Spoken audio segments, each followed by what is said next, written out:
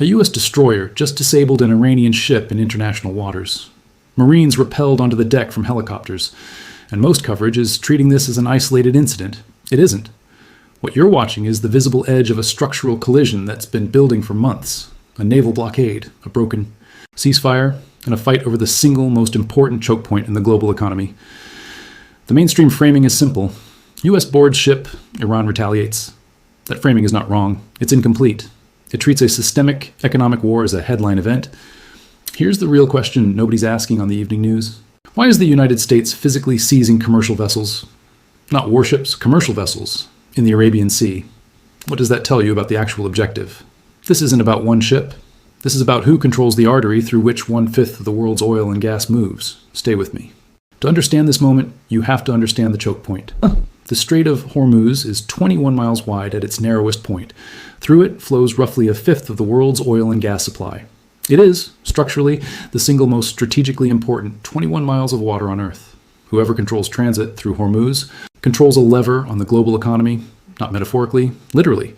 Interrupt that flow and you move fuel prices worldwide within hours. For decades, the U.S. Navy's Fifth Fleet has treated freedom of navigation through Hormuz as a non-negotiable strategic interest. Not because of sentiment, but because roughly 1/5 of global energy trade depends on that lane staying open. That's the economic law underneath this entire event. Now overlay the current situation. There was a ceasefire, a memorandum of understanding between Washington and Tehran, reached in mid-June. It didn't hold. By late June, the U.S. was launching consecutive nights of strikes on Iranian territory, citing attacks on commercial vessels. As justification, targets included Iranian military surveillance infrastructure, communication systems, air defense sites, drone storage facilities, and mine layer capabilities. This is not a symbolic exchange. This is systematic degradation of Iran's capacity to threaten shipping lanes. Then it escalated further.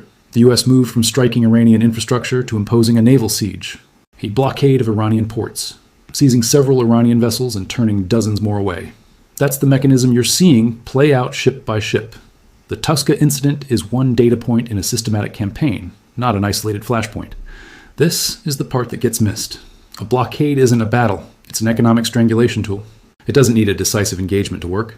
It just needs to persist long enough to cut off Iran's maritime trade capacity while U.S. forces reopen the strait for everyone else. Let's walk through what's actually documented, because the details matter more than the drama.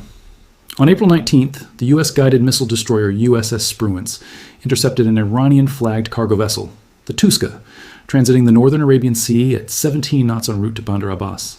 After a 6-hour standoff in which the ship ignored repeated U.S. warnings, the Spruance disabled its propulsion.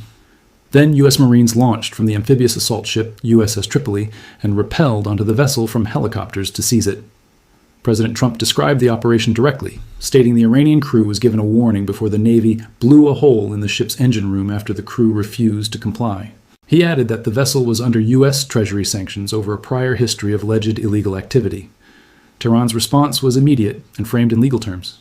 Iran's top joint military command accused the U.S. of violating the ceasefire by firing on one of its commercial ships in the Gulf of Oman and vowed retaliation. That retaliation came. By early May, Iran's Revolutionary Guard Navy said it had used ballistic and anti-ship cruise missiles along with explosive-laden drones in what it called a response to U.S. ceasefire violations. U.S. Central Command's account was different.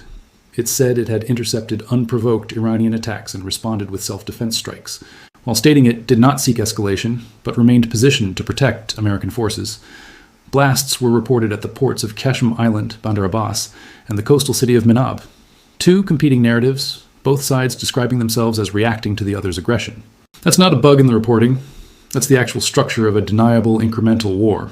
Neither side wants to be seen as the initiator of full-scale conflict, so each strike gets framed as retaliation for the last one. It's an escalation ladder where every rung is labeled self-defense. By late July, the pattern had hardened further. U.S. strikes hit Qashm Island, home to Iranian naval drone boat assets, along with Isfahan province, site of a major Iranian airbase and a nuclear facility, plus Khuzestan and Fars provinces. Central Command said the objective was to further degrade Iran's ability to threaten civilian mariners and commercial vessels transiting regional waters as part of the push to reopen the strait. Meanwhile, a diplomatic delegation from Oman, the traditional back-channel mediator between Washington and Tehran, was in Tehran discussing how to manage shipping traffic through the strait. Notice what's happening simultaneously. Active strikes, a naval blockade, ship seizures, and diplomatic mediation running in parallel. That's not contradictory. That's exactly how modern limited wars are fought. Military pressure and negotiation aren't sequential phases. They're simultaneous levers, each one calibrated to shape the other side's position at the table. Here's the analytical core of this. What is each side actually trying to achieve? And where's the fracture point? The U.S. position is built around a classic maritime power playbook. Control the choke point, degrade the adversary's ability to threaten shipping, and use economic pressure via blockade as the primary instrument, with strikes as an enforcement mechanism when the blockade is tested. The stated aim, repeated by Central Command, is narrow: reopen the strait for global shipping and stop Iranian interference. Whether the underlying goal extends further, regime pressure, negotiating leverage on a broader nuclear or missile deal, is something analysts are actively debating, not a confirmed fact. Treat any claim that asserts certainty about hidden U.S. objectives with skepticism. The public record supports the stated aim and leaves the rest as inference. Iran's position is structurally weaker in conventional naval terms, but holds one major asymmetric card. It doesn't need to win a naval engagement. It only needs to make the strait costly enough to transit that insurance rates and shipping companies start avoiding it. That's why the drone and missile response targets commercial vessels and infrastructure rather than seeking direct fleet-on-fleet engagement. It's an asymmetric strategy. Raise the cost of the corridor rather than contest it head-on. The friction point, the fatal error risk on both sides, is the same one that has defined this class of conflict since the tanker wars of the 1980s. Calibration failure. Each side is trying to apply exactly enough pressure to shift the other's calculus without triggering full-scale war. But blockades and strikes carry a built-in escalation risk that isn't fully controllable.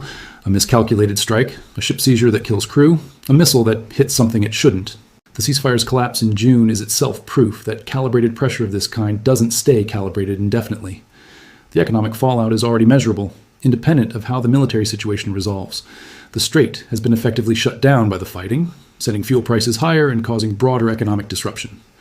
That's the mechanism that turns a regional naval standoff into a global economic story, not because of any hidden agenda, but because of Hormuz's structural position in the energy trade. Strip away the footage of Marines rappelling onto a disabled cargo ship, and what you're left with is a textbook structural conflict. A choke point, a blockade, and two states each betting the other will de-escalate first. Neither side has shown it's willing to. The ceasefire already broke once. The blockade is intensifying, not easing. And the economic cost is accumulating whether or not either government admits the trajectory. The mainstream headline will keep calling each individual incident breaking news. The more accurate read is that these incidents are milestones in a single, continuous campaign over control of one of the world's most consequential 21 miles of water. And until one side changes its calculus, that campaign isn't over. It's just getting its next headline.